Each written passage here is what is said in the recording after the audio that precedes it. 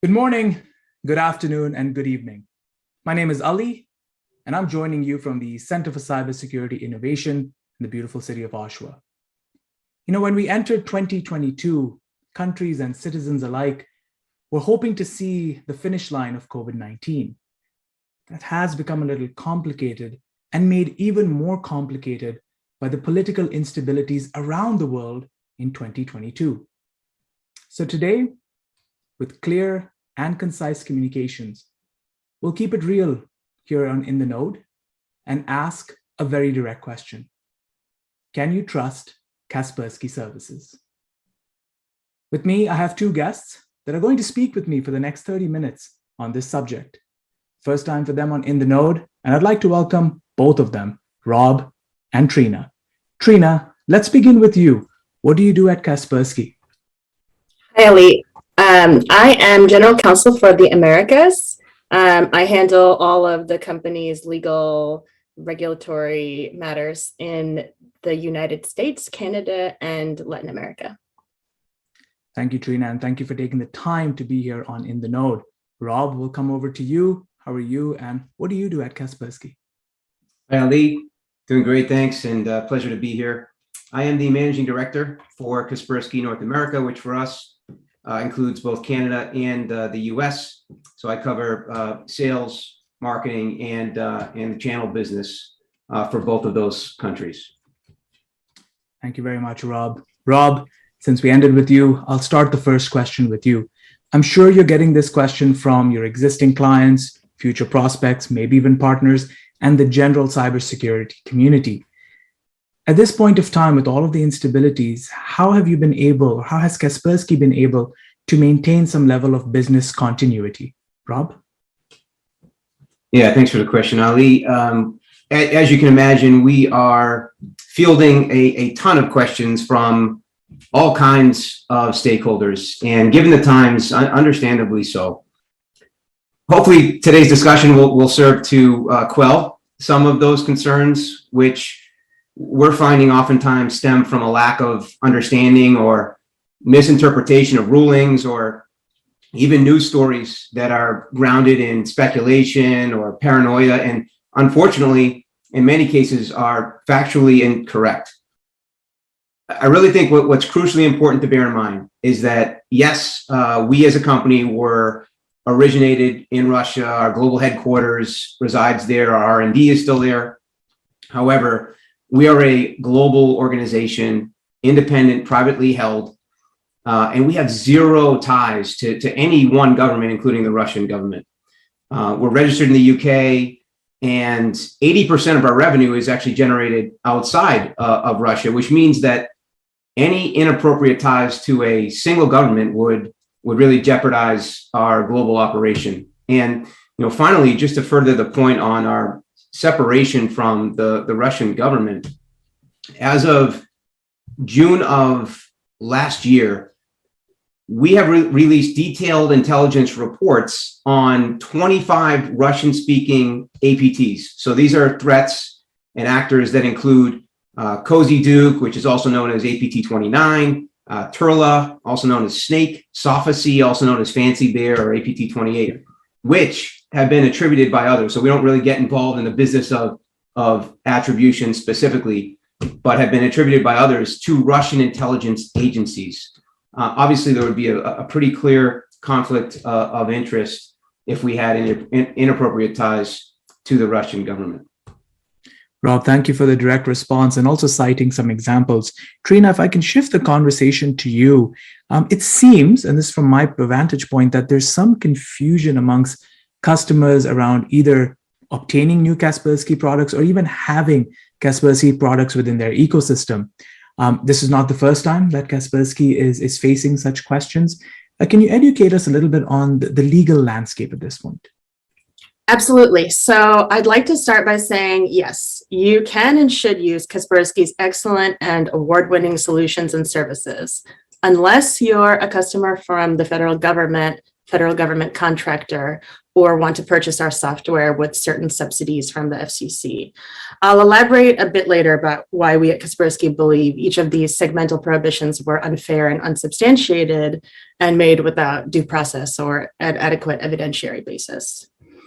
Except for the recent FCC action, which I'll get into a bit later, none of these recent US government actions that were targeting Russia because of the war in Ukraine have any impact on an American customer's ability to purchase and use Kaspersky products and services, or change the post-2017 regulatory landscape regarding the use of Kaspersky. Kaspersky maintains that the US government's 2017 prohibitions on federal entities and contractors from using Kaspersky products were not only unconstitutional, as such government actions were limiting Kaspersky's rights without due process or any meaningful opportunity for Kaspersky to respond to the concerns or underlying evidence before the actions were taken, but they were also based on unsubstantiated allegations and without any public evidence of wrongdoing by the company. So a bit of a history lesson. In September of 2017, the Department of Homeland Security, DHS, issued Binding Operational Directive 1701. This required federal agencies to identify and remove Kaspersky products from federal government information systems. This was followed by a similar prohibition of Kaspersky products from federal government systems in Section 1634 of the 2018 National Defense Authorization Act, or NDAA. Kaspersky's response to these prohibitions had three main components. So one was our voluntary and public global transparency initiative. Two was our regulatory response to DHS. And three was court action. So I'll start with one. We founded the Kaspersky Global Transparency Initiative, or GTI, to provide stakeholders in the cybersecurity community, whether partners, customers, or regulators, access to meaningful information to validate and verify the trustworthiness of our products, processes, and business operations. Within the framework of the GTI, we relocated our cyber threat-related data storage and processing to Switzerland. And we opened our first transparency center where stakeholders can review the company's code, software updates, and threat detection rules in Switzerland within a year. The second component of our response was the administrative process with DHS before the directive took place. So in that process, we provided DHS with detailed information on the company's products, practices, and operations, as well as a third-party technical assessment, providing an independent expert review of the technical methodology used by DHS and technical assessment of our products. And after DHS, so the third part of the response, after DHS issued its final decision on the prohibition and Kaspersky exhausted its administrative remedies, and given the enormous reputational damage to Kaspersky caused by those prohibitions, we had no choice but to initiate legal proceedings in federal court, where we claimed the prohibitions in the DHS directive as well as the NDAA were unconstitutional. Our argument was that while Kaspersky did not have a lot of business with the federal government, specifically targeting and depriving Kaspersky of a right, in this case, the right to do business with the federal government, without due process or any meaningful evidentiary process is unconstitutional and frankly un-American. Again, DHS's arguments were based on uncorroborated news articles and unsubstantiated claims, referring to false rumors and inaccurate statements and assessments of Russian law and insufficient technical assessments of our products, or missing technical assessments. Tellingly, the author of the DHS directive, Jeanette Manfra, publicly and specifically testified that the government does not have conclusive evidence that Kaspersky facilitated a breach of any US government system. The NDAA prohibition was also made without any evidence to rebut or process to engage in whatsoever. It was an example of the legislature imposing punishment against a company without judicial due process, which is unconstitutional, and the founders specifically provided to protect against. Unfortunately, our court claims were dismissed, with the judges stating that even hypothetical national security risks trump the company's constitutional right to due process. However, our underlying arguments that there was no public evidence, there was no due process, were not discredited by the judges or otherwise, nor was the integrity of our products. So, as there has been no public evidence or due process to otherwise justify any actions against the company since 2017, Kaspersky believes any expansion of prohibitions or limitations are a response to the geopolitical climate rather than a comprehensive evaluation of the integrity of Kaspersky's products and services. So this was all 5 years ago. More recently, in March of 2022, the FCC has issued a very narrow additional restriction that only affects organizations that receive certain federal subsidies to purchase telecommunications equipment and services. So organizations that receive these subsidies can't use those subsidies to purchase Kaspersky products and services. This recent decision is, again, not based on any technical assessment of Kaspersky products that the company continuously advocates for, but instead was made on political grounds.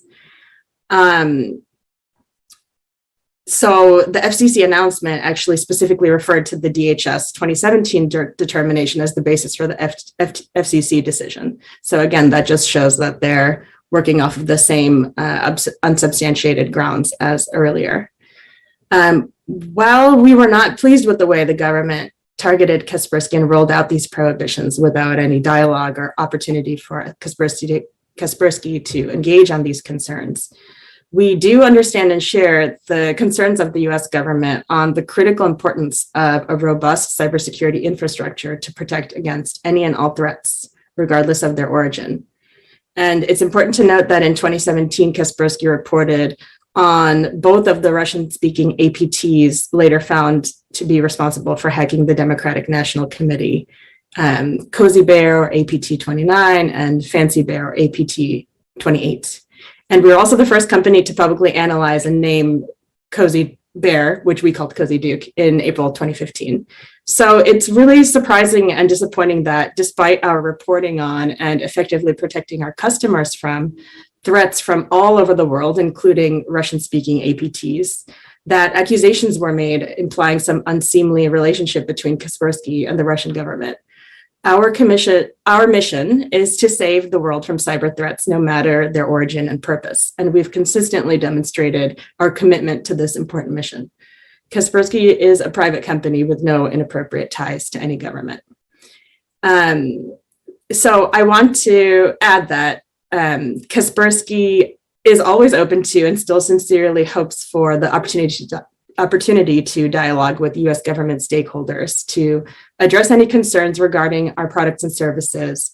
And we continue to demonstrate our ongoing commitment to assuring the integrity and trustworthiness of our products and services through the Global Transparency Initiative. Unfortunately, the US government's lack of response to Kaspersky's good faith outreach while proceeding to take actions to further limit Kaspersky clearly indicates that such regulatory restrictions are political decisions based on speculation rather than facts. I appreciate the timestamps and the clarity of progression since 2017. In the spirit of transparency, Trina, very quickly, could you let our audience know if a customer or a prospect is looking for some reports, perhaps some audits, where could they access this online? Trina? Sure. So our Global Transparency Initiative website contains a number of resources for stakeholders, whether prospective or existing customers, partners, or regulators, to access information on Kaspersky's operations, products, and services, including resources on user data transfer, storage, and access, our transparency centers, which are facilities for trusted partners and government stakeholders to review the company's code, software updates, and threat detection rules, as well as access to certifications and reports, as you asked, by independent, trusted third-party auditors verifying the integrity of Kaspersky solutions, services, and processes, including a SOC 2 audit by one of the Big Four accounting firms and an ISO 27001 certification for data security systems.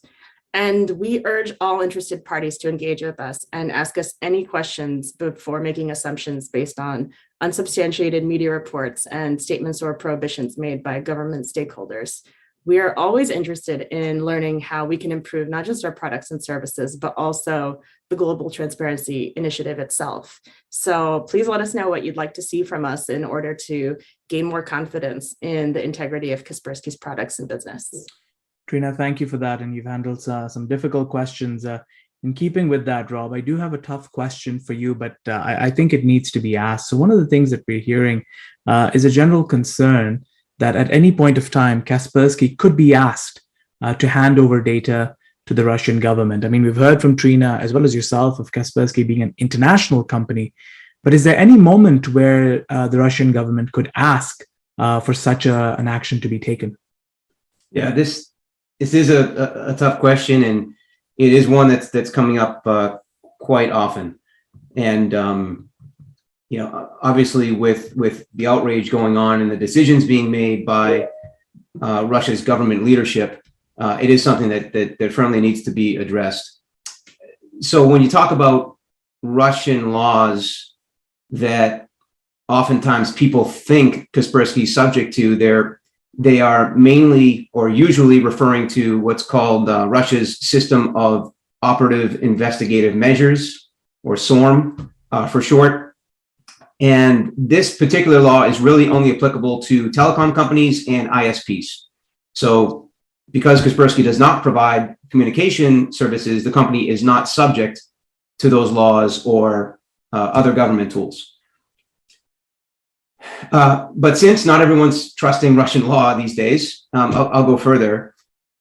Kaspersky has really gone to very great lengths to ensure that a forced takeover and quote unquote weaponization of its products would be really all but impossible to carry out. So Trina referenced the SOC 2 and the ISO certifications that we've received. We've put these safeguards in place in the form of these major certifications. So ISO IEC 27001, which was just renewed, and then our SOC 2 certification, which came from a Big Four consultant. By the way, anyone can request copies of these documents, and we'll be happy to provide them. This SOC 2 audit is ongoing, so we're in the process of doing a refresh on that this year. But these independently verify the trustworthiness of our data processing, and not only our code, but the rigorous processes and security checks that our updates are put through. This includes checks from teams that are outside of Russia. So in places like Zurich, in Frankfurt, in Toronto, and in Beijing. Ultimately, these validate that our software is protected against unauthorized changes. So it's not just a code review at a point in time, it's actually looking at those processes and those safeguards. So just to provide an even higher level example of how this would have to unfold if it were to happen, one would have to first develop malicious code that understands exactly how things work intricately inside of Kaspersky. They would then have to force someone with escalated privileges to access and push that malicious update out. They would then need to make sure that that malicious update goes through those multi-level security checks that, again, have been audited against those certifications, both ISO and SOC 2 standards. And then finally, they would have to somehow make sure that the update is not spotted by any of the team members that are checking those updates outside of Russia. So again, we've made it as difficult as we possibly can to ensure that our software, our updates remain safe and do exactly what they're supposed to do, which is to protect our customers, our partners, our stakeholders who invest in us and put their trust in us. Rob, thank you for that. I'm going to unpack that just a little bit more. I mean, you've spoken about what the measures Kaspersky has taken, but in the ecosystem itself, in the cybersecurity community, for example, we rely quite a lot on Kaspersky threat intelligence feeds. Mm-hmm. Given the actions in the ecosystem and in different geographical contexts with IP blocks, as an example, has this impacted the quality of the threat intelligence work that you're doing and the feeds that you are producing? Thankfully, it has not. So first of all, as it pertains to not just threat intelligence, but even the ability for us to distribute updates and to continue to honor the commitments and obligations that we have to our customers, our partners, and any stakeholders in the community. We put layers of resilience, of redundancy in place to ensure that if even servers in Russia get shut down, we can be reliant upon servers elsewhere in Europe, in North America, et cetera, et cetera. And we are going through testing on those exact scenarios for specific shutdowns in case they were to occur. So that's first and foremost as far as our updating infrastructure is concerned and our ongoing operations for very up-to-date protections. Concerning threat intelligence, we rely on our global network of protected systems that we use to collect telemetry information. And none of this has been impacted by what's going on. We still have over 10 million of our customers who have opt-in to allow telemetry collection of anonymous threat information, which we then analyze. We take through a process of feeding into our algorithms or machine learning behavioral system, and then that will oftentimes spit out an anomaly, which then gets investigated further by a network of global researchers. And we are by design globally scattered all across the world. So these researchers exist in the far corners of the earth, and there's over 40 of them who are doing this. And these are really some of the most skilled threat hunters and researchers that exist in our industry.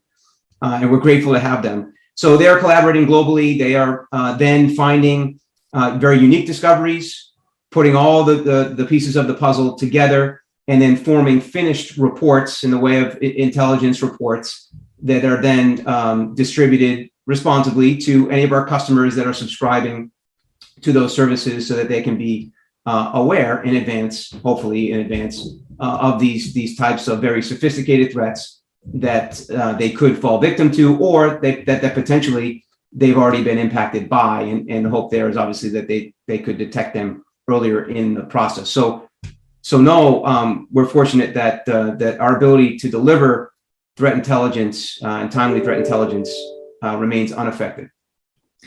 Thank you for that, Rob, especially quoting a global ecosystem, almost like a peer review like system to get intelligence feeds out there. Thank you for that. Rob, I'll not mince my words here, and this is something we're hearing quite a lot, and I'll ask it directly. And this would be my last question to you, Rob, is can Kaspersky products be used to launch any form of harm against citizens and nation states? This goes back to the same question that we're fielding quite a lot on, can your products be apprehended against your will and then weaponized by Russia based on what we see they've been willing to do to a sovereign nation? And again, the answer is we've made it all but impossible to do this. It means that someone who is forcing us against our will, again, would need very, very low level access to the intricacies of how our software works, how our updating processes work, and then they would need to somehow be able to get past all of the rigorous safeguards and checkpoints that we've layered into that process to ensure that things like this do not happen. And so the answer to that is yes. I mean, we've had since 2017, and even before then, as you can imagine, we've had a lot of allegations and a lot of inflated risks really thrown at us from every direction. Back then, the media ran really rampant with a lot of stories that put us in a very, very difficult situation.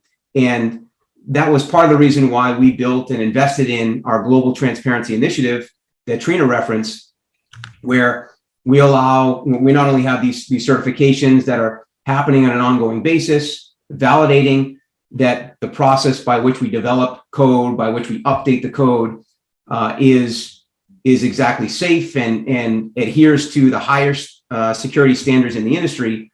But we've also made it available for any organizations, any stakeholders to conduct a code review. If someone doesn't know how to conduct a code review, we will train them with our cyber capacity building program on what to look for, so that if they decided to conduct a secure code review on Kaspersky or any other products for that matter within their supply chain, they'll have the skills and the know-how to do that. And we offer those for free. We've redirected all of our data collection efforts to be in Switzerland. That's from now 75% of all of our regions. That data goes to Switzerland and no longer to Moscow. And we've increased our bug bounty program to ensure that the open source community is always on guard, looking for any flaws, any vulnerabilities that might exist in our code, and bringing that to our attention as quickly as possible so that we can address it, inform our customer base, and most importantly, correct any of those flaws before they can have an impact on our customers within our customers' environments. So the answer is yes. We want our customers to trust us, and we feel like we've invested more than anybody in our industry in being open, being transparent, and ensuring that we can accomplish exactly what our mission is, which is to make a safer world for our customers, our partners, and the stakeholder community within information security and beyond. Rob, just very quickly, you mentioned the diversity and movement of data into Switzerland away from Moscow. At this point of time, could you comment on the stability of the KSN? What measures have you put in place to ensure diversity and perhaps even redundancy of your service? Yes. So our information security internally, our group internally, is in the process on a daily basis of undergoing iterative tests of shutting down various servers for our update distribution mechanisms and processes to ensure that redundancy and failover and those layers of resilience that have been put in place for many, many years now are in fact working correctly, and that our customers can count on continuous updates, even in the face of systems being shut down for unforeseen reasons. So that's exactly the assurance that we're putting in place to ensure our obligations on the reliability of our products and then the ongoing updates thereof. Thank you for that, Rob. Rob and Trina, we've come very close to the final few minutes of our discussion. This has been a difficult time, and I'm just curious, in this whole pathway over the last month and a half or so, any interesting success stories or coming together of community that you'd like to share? Rob, we'll start with you, and then we'll give the closing word to Trina. Rob? Yeah, sure.